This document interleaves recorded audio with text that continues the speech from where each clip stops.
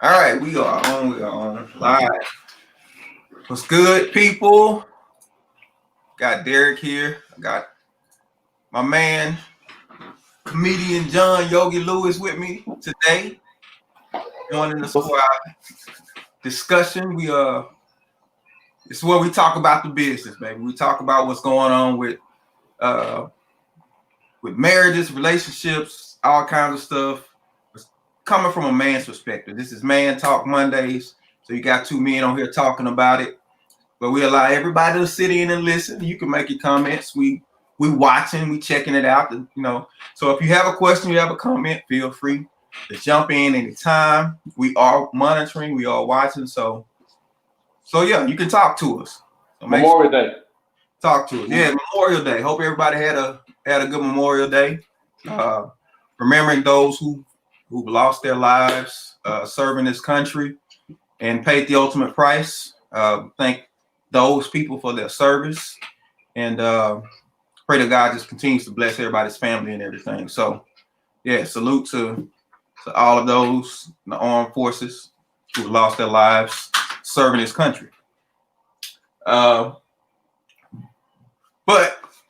as you can see on the screen, this is part 2 of our discussion of when spouses change. When spouses change, that whole dynamic in the house. And the title of today is There's a Stranger in My House. Who is this person that I am laying next to, sleeping with every night, waking up in the morning, looking in their face? Who is this person? Because I don't know no more. I don't even know. I don't even recognize you. Who is this? I don't even recognize you though. Yeah. I think we kind of said last week. It's kind of unrealistic to expect the person not to change. It is. It is. I think I would say that's like getting into a car and driving it for 10 years and expecting it to still be in the same condition it was when you first bought it. Whoa! You went to the well on them, boy. Oh, okay, I see you. Right. Okay. So, just as a process of time, change will happen. Absolutely. Right. But now, come back to your analogy. Now, if that change isn't something, if you're not maintaining your relationship, that change can be horrible. Because take an old car, if you don't get the oil change, if you don't get the regular maintenance and all this kind of stuff, by the time you get, you know what I'm saying, year 10, the wheels falling off that booger, man. Oh boy, that booger smoking. The side is rattling. The stuff coming from the ceiling. I mean, it's bad. It's bad. But the problem is, before every scheduled maintenance with your car, it's going to let you know, hey, listen, bing, bing, bing, bing. We need time for service. Bing, bing, bing, bing. Radiator low. Bing, bing, bing, bing. Tires are low. It's going to tell you, just like your relationships will, when something is wrong and it's time for maintenance on that particular thing. No, I like this. It's a good point. So relationships have warning lamps like your instrument panel on your car. Absolutely. Right? Absolutely. But the problem with women on cars, they just keep driving. But we're not talking about that. We're not talking about that, D. Don't pull me in. You're pulling me in, man. But no, okay. All right, so typically, and we don't get into, because I know people are about roles and genders and all that kind of stuff now. Mm-hmm. Typically, it was the man's role to look after the car, make sure that it was the upkeep and all this other kind of stuff. Well, what about relationships? Whose responsibility is it? It's everybody's involved. It's all the people who are involved in it. Listen, if we drive in the car equally and you hear something that I perhaps don't hear, you better say something. It's your response. Listen, it's whoever is in his responsibility. I can't take no more than you. Now, if I'm the one changing, it's your responsibility to see that I'm changing and ask me about it. Now I can say, well, it's my responsibility because I should have said something. Bye with that, girl. Miss me with that. Miss me with that. If you going on trying to make better for your life and your thing, and I'm sitting back in the cut chilling, and I don't say nothing, I better say somebody better say something, and I can't leave it on you to say nothing. If you growing and building, I can't leave it up on you to say something. If I notice it, I need to say something. Because either I'm gonna say something now, or I'm gonna say something when I come home and I hit the lights like this. It ain't nothing in there. Because why would you stay? You absolutely right. So we're gonna say, I'm gonna say warning lamp number one: complacency. Oh, absolutely. Warning lamp number one. When, and this is basically when you get too comfortable, right? You get too comfortable. I don't know if you like me or not, but my wife would drive the car and she don't care about the gas because she used to me filling it up. Yeah. If it runs out of gas on the side of the road, who's she gonna look at? She gonna look at you to my, hey, you should have been on the game. What happened? Didn't I tell you? But now the car, I understand there's a level of expectation that had been set with the car. The relationship is different because both of you guys drive that and y'all are responsible for the maintenance of that, man. You're absolutely right. We both responsible. But like you said, in that agreement, you know what I'm saying? Mm-hmm. That understood agreement, which probably need to be spoken a little bit more than just understood. And that agreement, then if something happens and I'm not able to fulfill my end, complacency can create an issue, because if she run out of gas and she had noticed that I've been distracted, then here goes an argument. Oh, absolutely. When it was actually both of y'all fault. You know, think about this. When you go to buy a new car, how many lines do they have you initial on those contracts? Oh my God, they have you initial in all of these lines because they want you to be able to keep that car and pay for that car for the entire contract of that car. A marriage should have come with a book this thick on what you got to sign to stay in that marriage. It should be like buying a house. Because a house is a 30-year mortgage, right? 30 to 15 years, and it comes with a stack. A marriage should be the same way because of so much stuff that's unspoken that we don't say.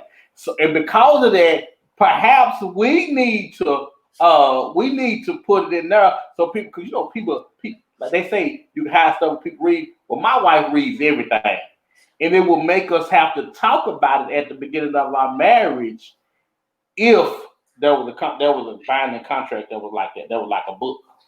Absolutely. Anthony said, pay attention to the lights. And them lights start flashing. But you got to be in a mode and a mindset to where that even matters to you. You know what I'm saying? Mm-hmm. If you really concerned about the relationship, just like if you really concerned about your car lasting. Mm-hmm. You know what I'm saying? Yeah. Then you focus on making sure it's maintained. If you focus on your marriage lasting, then you focus on the maintenance portion. Yeah, but most of the time we think, man, that I don't have to put much effort into the marriage. All I got to do is show up, cook, clean, and spend a little time. People have no understanding of the work that you have to put on in a marriage. It's work. It is work. When I tell you it is work, you better believe me. But listen, anything worth having is you gonna have to work. Anything that you want special, you gonna have to work at it. Marriage is no different.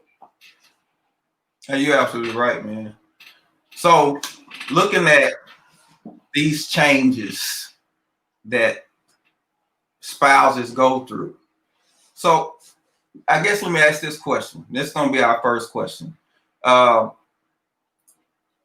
how well do we really know our spouse when we get married?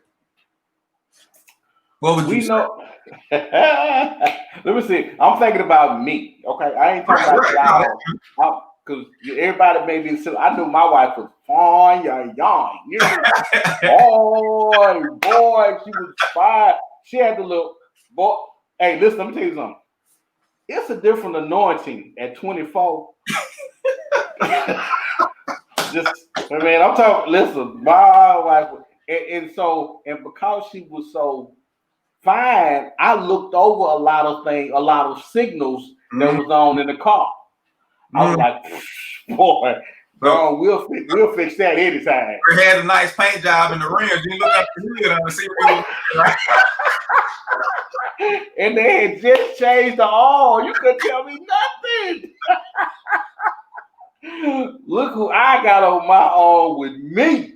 You know what I'm saying, brother? Yeah. So I looked. I listen. I looked over a lot, and I didn't really know her. I didn't really take the time. And one of the things, my wife was separated before we got married because I was in Delta Storm, Delta Shelter. When I came back, we got married, so we were apart. But I think we were both kind of rushing to get married because I think we knew that if we got to know each other, that we wouldn't get married. You know, we kind of, hey, we better hurry up because, hey. Oh, I think about this Selena said, I think when we first get married, we know that we want to know about our spouse. Throughout the marriage, the layers come off and you get to know the real them. Yes. But we think that that's supposed to happen in the marriage. That's what we have been conditioned to think. Oh, I get to know her eventually when we married after 5 or 10 years. But actually, you're supposed to get to know the spirit of the person when you date them. So how do we get distracted? Oh, you already mentioned the physicalities. Fine. The physicalities can be distracting. If you marry somebody who, you know what I'm saying, they float your boat, you know what I'm saying, or whatever, however you want it, it's easy to get distracted from the things you need to be watching for. Well, because we watching for the wrong things. When we younger, if they look good, if the guy is 6'2" like me, 6'2", 6'3", I had hair, I was all chiseled up, you know. But I had a lot of issues before we got married, and I believe this. I think it makes we look at the wrong things a lot of times. We look at, wow, he got a good job, but he in the service, he doing this. He seemed like he's trying to do something. We either looking for security, the booty, or we looking for we looking for something besides what we really need to be concentrating. And that's the person on the inside. Because I have dated in my time like supermodels. I don't want to call no names because I don't want them reaching out. But they was beautiful on the outside, and they was India. You know what I'm saying? And they was ugly on the inside, man. So that's what. So with me, that's all right. So physicalities can be a distraction, but what about your own personal issues? Can that distract you? Like you said, if you're so tired of being at home, you're so tired of being alone or something like that, and you rush into something and you ignore the warning sign. Because I really don't think we're going to be together that long anyway. Nobody rushes into a relationship, man, thinking that we're going to be married 20, 30, 40 years. Nobody does that. Nobody, because everybody in my family had been divorced. Everybody. So when people see us married now at 29 years, everybody shocked.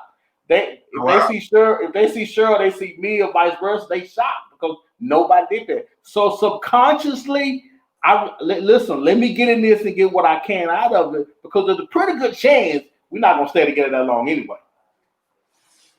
Absolutely. Sam Jones said both should be responsible. Change the entire program. Change the entire program. I think most people, do they really know what program they even starting on? Because just like you said, the expectation in your family was you probably ain't gonna be there that long, no way. But here you are 29 years into it, and correct me if I'm wrong, it's not your expectation to give it up. Oh. What's the hesitation, man? What's with that? Because I'm reading the comments and you said not good expectation. I'm like, wait. So what's the expectation? If the expectation is not to give it up, what is it then?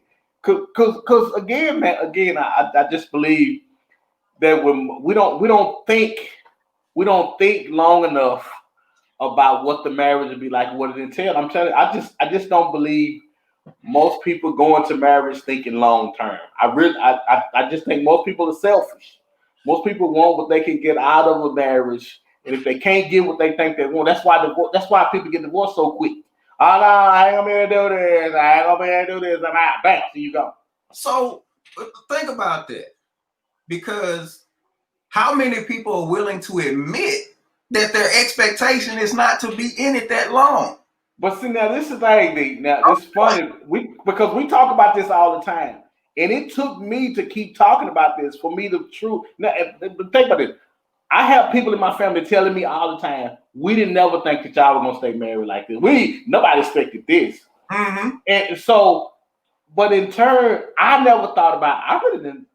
I just kind of got married. I really didn't expect 30 years later to still be here looking at my wife. I really didn't expect.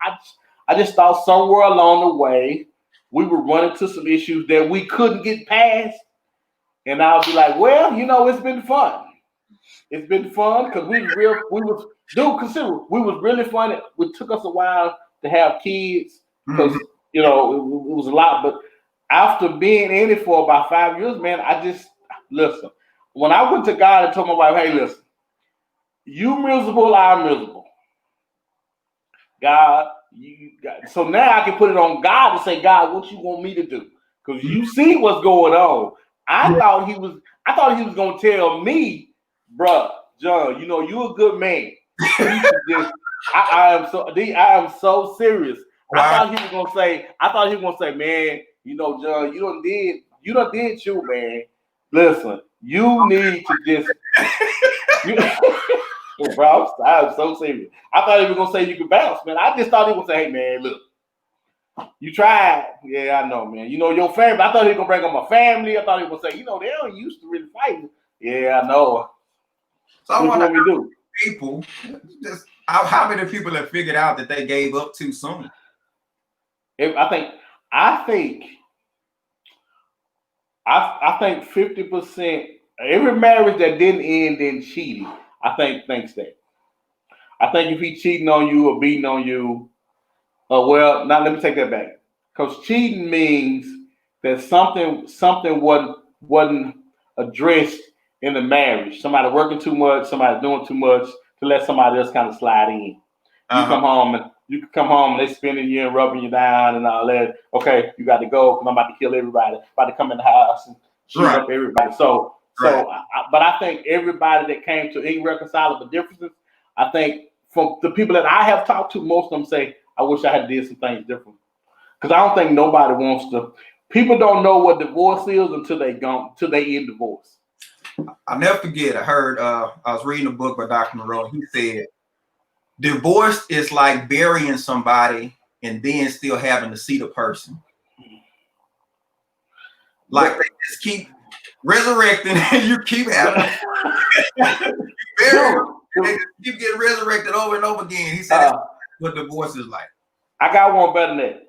They said that divorce is like two people being glued together like this, and they ripping them apart. They ripping them apart with the blood and the sores and the scabs all being open. And now they send you back out to the world that way. And now you dealing with everybody according to your scars and what you having to deal with somebody else. So, oh no, bro. This is. Sam Jones said no people because of curiosity. No, that's not always true. That's not that. No, you cheat because of curiosity when you Wait, let me make sure I say this right. Okay. That is true in some cases, but most cases, guys and women cheat because of a specific thing not being fulfilled at home. If she's not stroking your ego, if you're not there for her, if you're not spending time, because women cheat. I know I should have said stroking. Women cheat. I know. When I said when it came out, I thought I didn't say that. When it came out, it was like so. But most of the time, women cheat with guys they can talk to. If he too busy, if he ain't never there, that's women cheat with somebody they can get their heart to. They can talk to. Oh, no, he listening to me. That's who the woman gonna cheat with. Most now, unless I'm talking. Now, I ain't talking about the people that just cheat for the sake of cheating. I'm talking about most of the time when people have good marriages, they only that there is something missing in an area when they let somebody else come in and they start sleeping with them. And I think complacency can contribute to that because to the point to where you jump into this routine, taking the other person for granted so much that you're not paying attention. You kind of lulled into this sleep and everything on, and you missing it. You're not even noticing it because the routine hasn't been interrupted. And then once you find out about the cheating, now your routine is interrupted. You're like, where did this come from? And all this kind of stuff. And then they say, you've been ignoring me for years. You ain't been paying me attention. You so wrapped up in this, you so wrapped up in that. The truth of the matter, go ahead. No, go ahead. I'm just saying the truth of the matter is ain't nobody never blindsided by it. Ain't nobody listen. Again, I go back to cars. If your car been running hot and you've been ignoring the light that's on in the car, eventually you're gonna blow a rod or have to replace the radiator, or you're gonna have to replace that engine. Because the signs have been there. I just don't believe that the routine or something don't change. And why does Sam Jones keep telling me that he been married 23 years? Okay, man, we get it. Sam Jones been married 23 years, everybody, he get it. Thank you, Sam. But I'm saying, I don't think there's no shock to know. There shouldn't be a shock. Most of the time, when people are cheating something, man, the signs are there. He working late. He coming home. He hanging out with the boys. She working late. She talking on the phone. She getting texts. There's gonna be signs there. But again, we don't pay attention to them, man. So what's the maintenance check? What's the maintenance check in this situation? One thing my wife is really good at, she pay attention to signs. When throughout marriage, and it hadn't always been where it is now, and now we still gotta work like crazy to get it there. She always paid attention. When she saw something differently that I was doing for my routine, when all of a sudden people would start coming around, she paid attention to the lights that were going on. Now she does the same thing in the car. If she hears something, she'll say, "Hey, honey, did you hear that?" And I'll be like, what? She say, "Wait, I heard something from that tire." I'll be like, "Girl, ain't nobody heard nothing about listening to that," because I have music up loud. But she's always paid attention to the sign. So much so that it makes me pay attention to them. Somebody has to take responsibility and say, "Hey, I'm paying." Whether you are or not, my wife wanted my marriage to work way worse than I did. Let me just put that out there. So she took it upon herself to say, "No, bruh. No, whoever that is in your ear, no, we're not having none of that." And for me, I can tell you, my wife is the reason why we still married, because I had nothing to do with that. Oh wow! In Sam Jones' defense, he said, "I said it one time." He said no one time because they keep coming up in my thing. Sam, these are all jokes, man. I'm a comedian. Sam, I love you. Sam, I love you, Sam. Sam, I love you. Now, he has a good point here. He said, "I pay attention to history. I watch what others messed up." Well, and he is right, because successful marriages leave clues just like failed ones. So you should pay attention. You should pay attention to the people around. You know what's kind of funny? I have uncles, I have cousins and all that, and they talk about their marriage and their wives and their girlfriends that didn't last. Mm-hmm. And they talk to you about it, and they telling you clues and what to do and how to do, and you be like, wait a minute. Your marriage lasted all what about 15 minutes. Stop talking to me. You stop talking to me. These people been married such. I mean, we know people. Listen, man. It ain't no secret. It ain't no secret. And I think we don't give God enough reverence to say, God, help me get through this. Because signs is up. Okay. Like we should have brought Sam on to talk to us. But Now we should have. Sam say women cheat because you're not satisfied in her fantasies, not giving attention. Her fantasy, Sam. Now see, you know what? Now see, Sam, I want to ride with you, Sam, but you're making it hard for me. Fantasies, okay. Now, because not satisfying her fantasies, so that means what fantasies are you talking about? Are you talking about her fantasies of a big house, big cars? Or are you talking about what type of attention are you talking about giving them? Because when I think fantasies, I'm thinking about sexually. And you please don't tell me that women cheat because you ain't coming off the top rope on her. You don't have on there. You're not trying to smash it through the headboard, and please don't tell me that because it has to be more to it than that. There has to be, and we supposed to get to a place to where relationship, because the longer you're in a relationship with somebody, the less sex you're gonna be having anyway. Because at 23 years, Sam, you ain't having sex like you was when you first got with her. I don't care what you tell me. I don't care what kind of stud you think you are, Sam. We're not doing it like we was back then. Hence the changes that people go through. Exactly. Changes. Like you said, that car, as it get ages, it still look good. It's gonna have some issues that it didn't have. Exactly. Drove it out the lot. That goes with it. But I think it's in the expectations. If a woman goes into a marriage up front, or even a man goes to a marriage up front with unrealistic expectations, you setting yourself up from failure from the beginning. I believe that. I would have to agree with that. I would have to agree with that. What are unrealistic expectations? Derek, what do you think? What do you think? That we gonna necessarily be rich as mom and daddy right at year one or even year two. Especially if mom and dad been married 25, 30 years and they living and we gonna be there right off the bat. Now, granted, some people do walk into great financial situations, but overall, that's not the norm, especially if you got two young people who are at the front part of their adult lives and they're still building. But if you're building, what's the expectation of where you want to be or where you're trying to get to? And I think that starts to set the expectation of how we should function, at least financially, to kind of set some expectations. Like, if I got to work 2 jobs, then you automatically know my time is going to be limited. Now there should be an agreement. Hey, if 2 jobs is too much, you slow down on the plan. Hold on. Excuse me. Excuse me. I'm sorry. I just have to jump in right there. 2 jobs for 2 people. There's no way you could be a newlywed in your marriage, and there's no way you could be a newlywed and work 2 jobs. There's no way, because you're not gonna earlier in marriage. Early, you need more time earlier than you do later.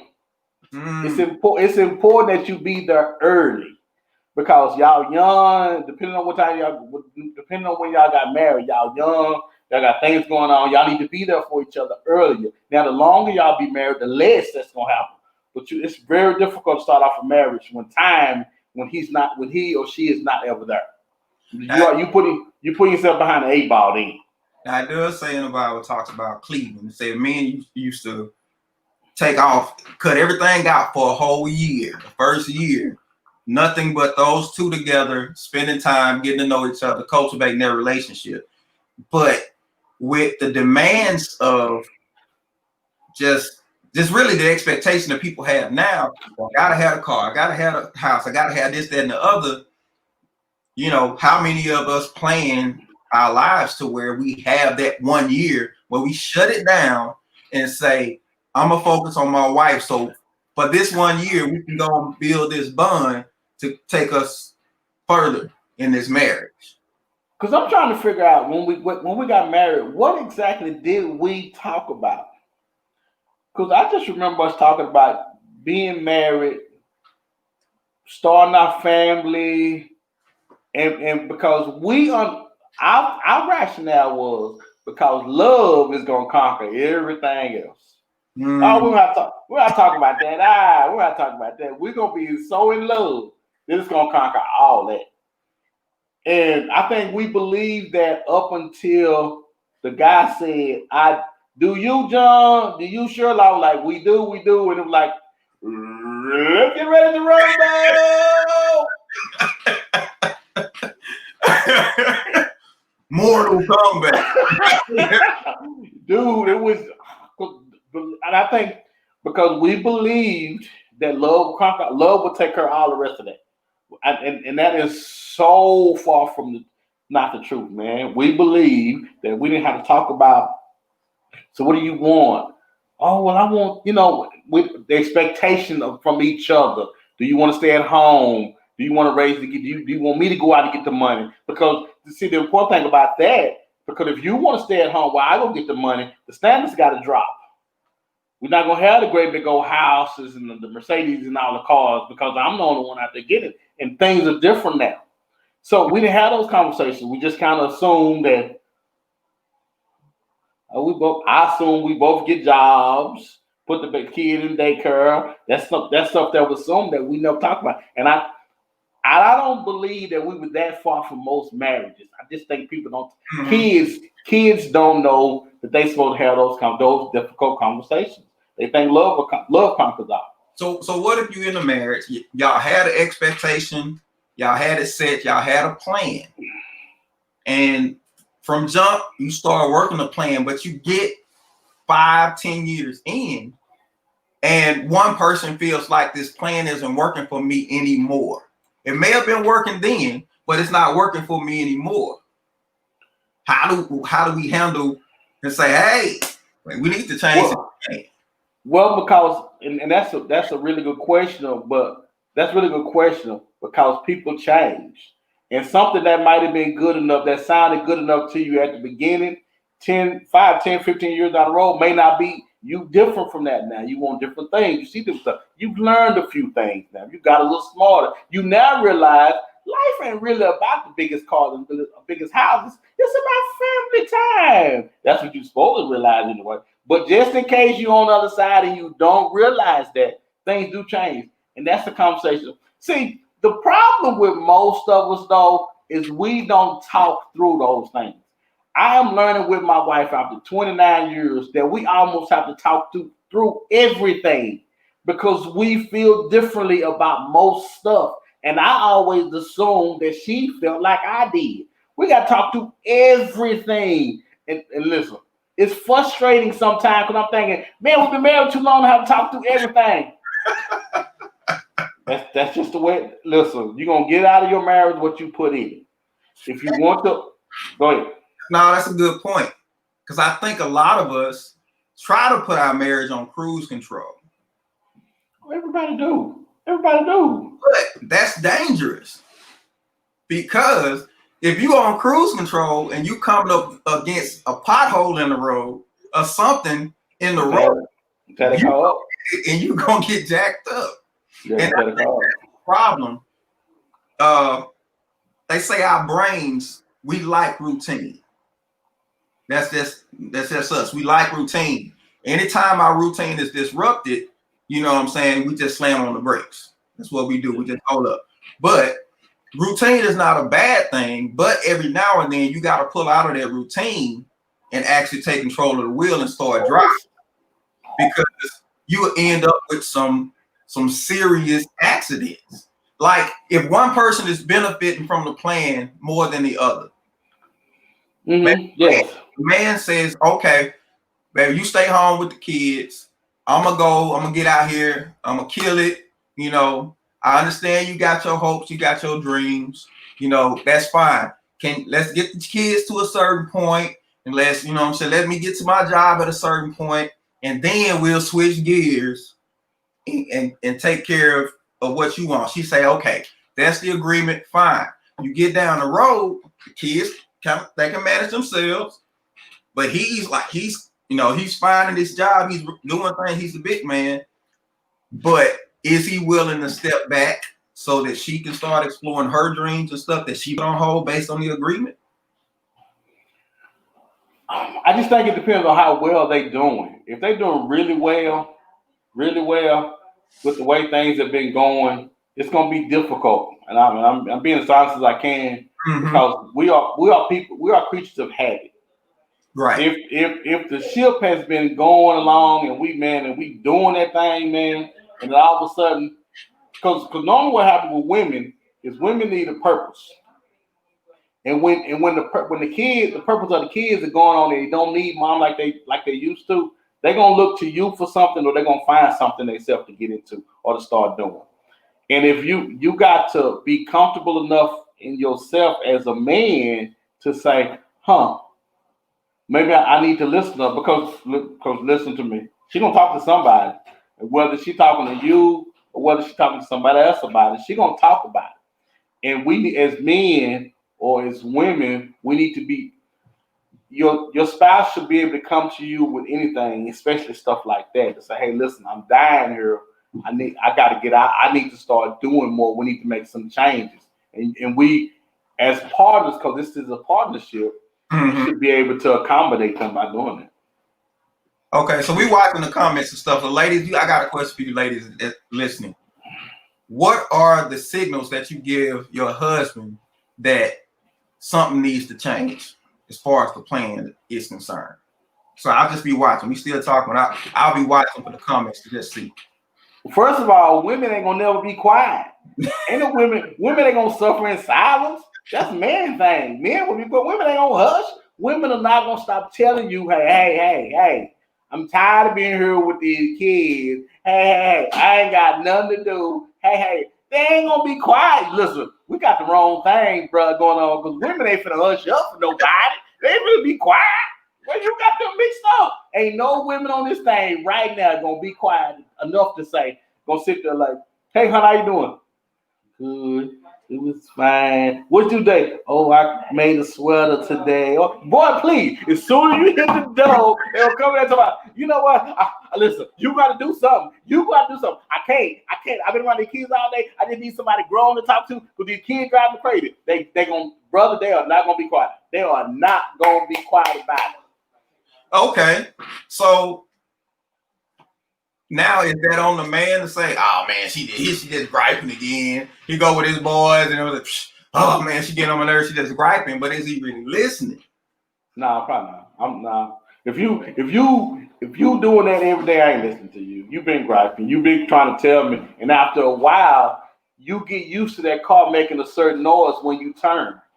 Oh, that just need to be replaced. They just need to be this or that. And you get used to you tune out of those lights that are coming on, because your engine light been on since you bought the car, or your engine light been on for the longest because you ain't replaced this or replaced that. And I think we do the same thing in marriages. Selena said, if we want to be quiet, there's a problem that means you are not listening. And you're right. And she is very right. But that's the thing though, Derek. So if she is right and we not listening. Now, when I say we, I'm not just talking about men. I'm talking about the roles being reversed in the relationship. So I don't know at that point. I don't know what you do to make me understand how serious you are, because a lot of times we don't listen to the heart of a person. Mm-hmm. We think it's coming from their head. Yeah. And I just think we got to get to a point to where especially the longer we be married, man, we should know who our spouses are. We should know that they just not nagging us. Nagging is a terrible word, ain't it? It's nagging terrible. You got a point, because how many people know how to communicate from their heart? Not many. Because that's communication that requires vulnerability. And most people are not willing to be vulnerable to that level, to where that kind of communication can actually happened. Let's see what Selena says. She said, so let me pose a question to the men. Why don't you listen? Strategies can you implement to make sure you are maintaining a relationship when signals are blaring? Okay. So why don't we listen? Okay, let me put myself in the driver's seat to why I don't listen to my wife. Most of the time, it has to be something drastic. Most of the time, if you just talking to me or nagging, I don't either because of life, either because of and life kind of covers a multitude of things, bills, profession, my personal issues that I drug into the marriage about me or my mom or my family. I really can't say why I don't listen. I don't know why. But that's a really good question. I just can say that it's not something that happened all of a sudden. I've had a difficult time really hearing you because we never talked like we were supposed to. Because if we were talking like we were supposed to throughout the marriage, I will be listening to you. I will value what you're saying. But if we haven't, and all of a sudden now you want to be heard, it's very difficult for, again, we're creatures of habit. It's very difficult for me to all of a sudden start, when I come home, I'm tired, and depending on how the plan and the career is going, man, I just listen. Just cut me some slack. Can I just drink a beer and sit down, put my feet up, put some? Can I get 5 minutes? So I'm gonna go out. Very good question, Slim. Derek, you're gonna have to help because that's a very good question. Because I don't get the other person to listen without doing something drastic or damaging to get their attention. Is there a certain way to get attention without blowing up the house? I think it is. I think it is a way. You just have to keep going to that person, trying to talk to them. You just have to keep a slow all legal running and pay attention to the small stuff. Yes, Selena, I said that over and over. Selena, what you're not gonna do is get on here and re-say what I done said and make it like it's yours, okay? You don't pay attention to the small things. No, and you're right. And that's, listen, maintaining the marriage. Now, it's easy for us to say why men don't listen, but more importantly, why don't men will listen to other men talk? Why won't we listen to women? Is it because they're on some foolishness most of the time? Is it because they're talking about I don't know why. That's a really good question, and that's something I'm gonna have to think about, because for one reason or another, most of the times we don't listen until it's too late. Most of the time we don't really get that. Oh my goodness, she was telling me she need to talk to somebody. She's been at home with the kids all day. When I come home, I'm tired. I don't feel like talking. Most times we don't stop, and I get it. And I'm not making no excuses for no men. I'm not making none for women. I'm just saying most of the time we don't get it until it's too late. Sam says, listen, let her voice concerns, wrong or right. Now, I get it. But I don't think we pay enough attention to how we communicate just on a regular basis. Because if communication is thrown off every other time, then when it's serious, I'm not going to take it as serious. Kind of like crying wolf. You know what I'm saying? Mm-hmm. If everything is a problem, then eventually I'm just going to watch it. Instead of saying, listen, no, man, I'm serious. I am at the breaking point where I can't take this no more. Now, that's different than, oh, you make me sick. I can't stand you. You get on. And that's a really good point, Derek. That's a really good point, because if your wife comes to you and she say, "Listen, man, I'm so serious. I can't keep doing this. Something got to change, John." And I just don't believe in my heart of hearts I would ignore her doing that. I don't believe I would, and I just don't believe that most people would. I think it's the way we come to each other when we talk to each other.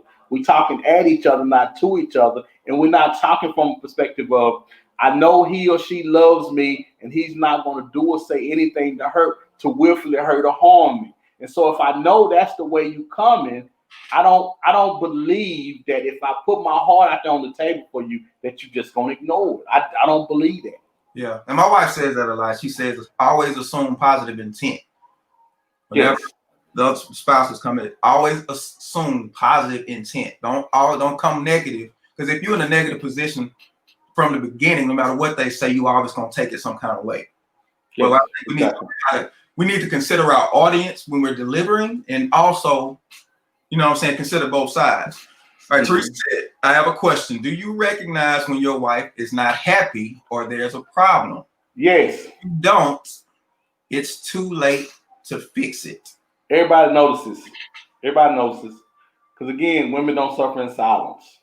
They don't suffer in silence. Most of the time, they letting you know.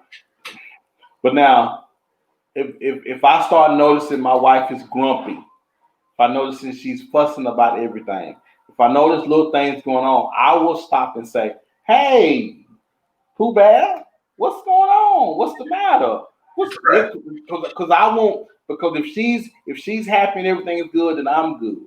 So it's my responsibility to pay attention to her. That when she's unhappy, I have to do whatever it takes to try to make her happy or talk her down from the ledge. But yes, I notice. Yes, we notice. Yes, we absolutely notice. And Jamari said, I see what you're saying. You become numb to the things that become a habit, especially if it's things outside of the comfort zone. And I get what you say. If you are a person that's used to communicating one way, if you need to get the attention of the other person, come a different way that you're not used to. Remember, I said routine. When our brains love routine, and we'll just dismiss it as just something else you're saying, but it could be something serious. So stop the routine.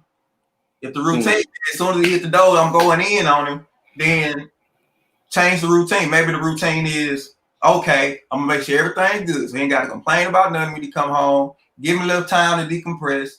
Then if we're gonna have a conversation. Yeah, but most of the time we selfish, man. In relationships, we selfish. We're not thinking about nobody else. We're thinking about what we want, when we want it, how we want it. And I'm gonna act a fool until I get it. That's what we do in relationships. When I say we, I'm talking men and women. That's what we do in relationships. That's why it's so difficult to listen sometimes, because I think about the whole spectrum of things that's going on. I don't just think about what's going to make her happy or what's going to make me happy. I have to think about what's best for the family. Now that's me. The longer I'm married, the more I understand that it's not that we can't be selfish. That this is a partnership thing. We're doing what's best for the family. And I think too many times in early in marriage, especially, man, we want what we want. I thought when I married you that it was gonna be like this. I want this. I want that. I want this. The guy, I want this. When we was dating, you was all over the place. You was all over me. Now we're married. You with your friend. You out of this. I just think, man, we selfish, and we don't really understand what marriage is until you in it 5 or 10 years and you miserable, and you're like, this ain't what I thought marriage was gonna be. Right.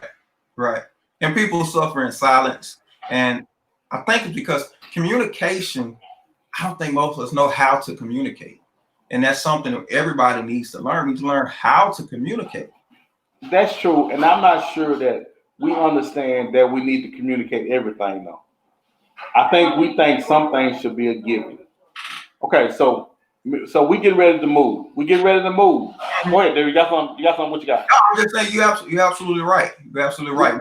We want to assume that person understands. Like the question you get, well, you say, your wife says, you say, what you want to eat?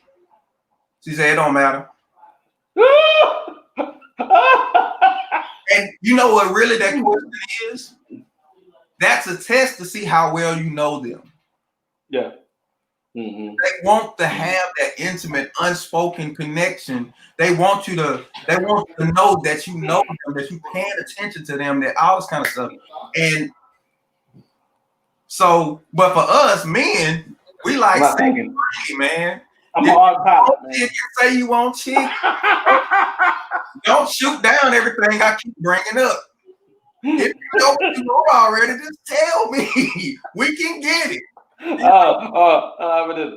what you want for dinner? What you want? Yeah, whatever you like.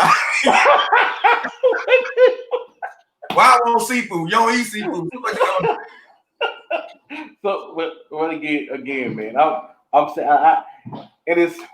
I just think so. That's what I'm tell you. So, me and my wife, we were getting ready to move, and we had a plan. We had generally talked through the plan of the move, and so I realized that there was a miscommunication in there about how we were gonna do it. And so I asked her. So we understand that we doing like this. And she looked at me like, oh no, I thought we was gonna do this and this. And I said, see, this right, because this would have been a really big argument. Mm-hmm. And I'm learning after 29 years that, man, some things that I take for granted that don't need to be communicated. Everything needs to be communicated. Everything needs to be talked through, man. I can't leave none to chance. Because all it takes is something this small. You get enough things this small, and eventually, man, it's gonna have an effect on a relationship. Yeah, it'll start to just like over time, those little small things start to wear away at it, and you end up with trouble. See, Oliver Fitzroy, he said, knowing how and doing is two different things. You're absolutely right. You're absolutely right. A lot of times, until you try it, until you get into it, you don't know. But at least when you jump into it, you can make adjustments. But as long as you're knowing and not trying, what's stopping you from doing? And I think what you're saying, if you selfish, if you having it your way, then like, why should I change this? I love that. I think everything is fine. The other one person is like, I hate this. So yeah. If you one of the things about marriage though, I ultimately want to see my wife happy. Regardless of how selfish I am, we all want what we want. But ultimately though, I want to be in partnership with someone who's enjoying this thing as much as I am. And because I want that, it makes me step back and say, wait a minute.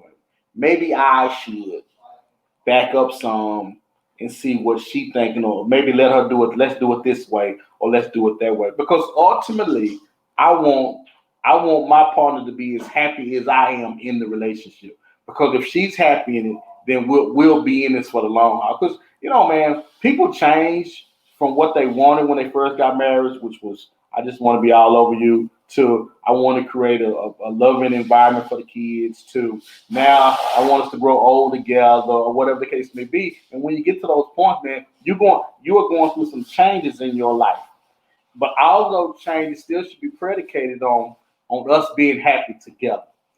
And I just believe, man, people, they should put that in the vows that y'all gonna talk to each other about everything, right? Y'all gonna talk to each other about everything. Not just something, whenever you come up for air after the first couple of years, when y'all get through, you're going to talk to each other about everything. I just think it's too important, man. I just think we go by and it's too important. That's what I... Lead me to the last question. What can we do to get to know our spouses better while we're married? Start spending more, well, with coronavirus, I want to say spend more time together, but that hasn't been working good for us because I saw this on Facebook. I thought this was really funny.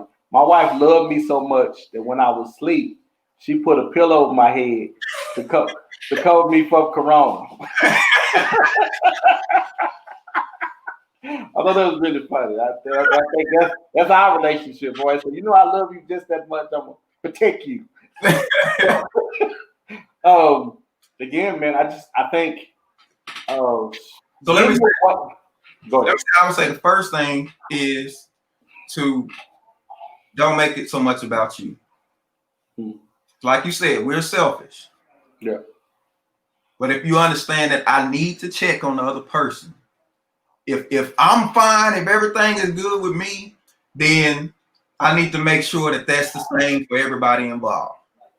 Wife, kids, everybody. So that means I gotta constantly be checking. And some people have a certain way that they check. Some people have date night. Some people have some kind of little thing they do to get that time so that they can actually talk about what's going on in a comfortable setting where it's not an attack. I'm not poised for, you know what I'm saying, for criticism and all this kind of stuff where I'm not going to receive it. But if you sit down to a nice meal or something, Exactly. Right. it makes it easier to talk about these things. And the thing is to talk about it before it becomes a problem. Exactly. When you first get a notion of there might be an issue here, as the person with the notion or the person that's noticing it, just talk about it. But I think it has to be conducive to where I can receive it. Let's get out of the norm. Let's not talk about it while we're at the table with the family. Let's not talk about it while things are kind of tense. Let's take a walk. Let's go for a walk. Let's relax. Let's relax together, and where we can talk about things like that. As a matter of fact, let's make some time where we can really relax and say, you know what? Hey, let's drive. Let's take a drive together. Let's go drive down to such and such, and we talk in the car because I think the misconception about marriage is it's the big things. But marriage is full of a bunch of small things that you can do to help that thing become better, man. And I think we don't take advantage of those. Quality time must be spent cultivating the relationship so that no one becomes a stranger. Make it to where you know your spouse inside and out. All right, so let me say this. Now, that requires trust. But trust and vulnerability are not exclusive. You got to have vulnerability to have trust. That means you got to do the little things constantly to build that trust so that person knows that you on their side. That when they do finally bare their soul and open up, you put in enough investment in the trust that they know that you mean well by them, you have their best interest at heart, and that way they're more willing to open up and share. But if it's been antagonistic the whole time, they're probably not going to be vulnerable enough to really tell you the real deal. So it's going to come across as an attack, an argument, or something like that, and it's hard to hear a person's heart through all of that noise. And when she burn up the eggs or something, that ain't the time to tell her, hey, you know what? I've been meaning to talk to you about this anyway. That ain't the time. That ain't the time. God, listen. Again, like we said, most people they get out of your routine. Yeah. And I think anytime you can put someone on autopilot, that ain't never good. That ain't never good. Not for too long a period of time. And if you realize that your marriage is on autopilot, take it off and take control of your marriage. Because whether it failed or not, nobody's gonna say, well, oh, they had it on autopilot, it happened, and they didn't know it and it blew up. No. You're gonna be responsible whether it makes it or not. So take control of your marriage. Take your marriage back. For everybody who don't have their marriage, grab a hold of them right now. Take them right now. Because that's all you got. Yeah. Take it out, cruise control, take the wheel back, and you know what I'm saying, be very aware of the signals, of the signs. And depending on who your spouse is, there are general signs, but your spouse could have their own thing that they do. And if you're spending the small times, if you're watching them and you're getting to know them just in everyday interaction, then you will know if something is wrong. You know what I'm saying? If you get that big sigh every 5 minutes, you're like, okay, what's just out of nowhere. And then the next time it's a little louder. Yeah. You know? Yeah. But you gotta care enough to be looking for it. Mm-hmm. I think that's key. Care about the person you with. And if everything is good with you, then that means it's probably not good with them. At least not on all points if y'all hadn't been communicating. Because there's some give and take. And if you all take and no give, somebody probably not happy. That's good, man. And again, like you're saying, man, there are signs. Again, there are no marriages fail because out of something that happened out of the clear blue sky. No, there are signs. We just have to pay more attention to the signs. When those warning lights go on, it's a warning for a reason. If you don't take care of this, eventually it's going to be a bigger problem down the road. Just pay attention to. Listen, you get it. You get in the car. You drive every day. You go through your marriage every day. Pay attention to the signs, man. That there are signs for a reason. Right. You just have to just pay attention to that, man. Right. Don't let it cost you business. Yeah, I agree, man. Well, man, brother, that's been an hour, man. Brother, I got 2 more in me, brother. Let's go, man. There you have it, ladies and gentlemen. Appreciate you guys for watching. Appreciate all of your comments, all of your input. Thank you for just sharing with us. And like I said, we do this every Mondays. This is Man Talk Monday. Of course, it's open for all people to sit and listen so we can talk about it. But it's a male perspective. So guys, listen in. Women, listen in. Hopefully we can help somebody in this conversation. Hopefully we helped you tonight. But we appreciate all you guys joining in and listening. And catch us next week, 7 o'clock. See y'all later. All right, y'all be blessed.